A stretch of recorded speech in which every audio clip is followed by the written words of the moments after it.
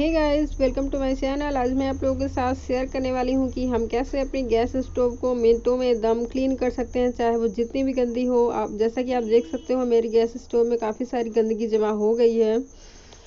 देखिए कि मैं इसे मिनटों के अंदर कैसे एकदम से क्लीन कर दूंगी और ये एकदम से न्यू दिखने लगेगा। आप देखिए कितनी सारी गंदगी आपको दिख रही होगी। आपको वीडियो अगर पसंद आएगी तो वीडियो को कर दीजिएगा लाइक, एंड चैनल पे फर्स्ट टाइम विजिट कर रहे हो तो चैनल को कर लीजिए सब्सक्राइब, ऐसे ही और वीडियोस भी देखने के लिए। एंड नोटिफिकेशन बेल को प्रेस करना मत भूलिएगा, जिससे कि मेरी आने वाले वीडियोस की नोटिफिकेशन सबसे पहले आपको मिल सके। चलिए करते हैं वीडियो को स्टार्ट। आप लोग प्लीज़ वीडियो को फुल वॉच करिएगा और पसंद आए तो लाइक करना बिल्कुल मत भूलिए।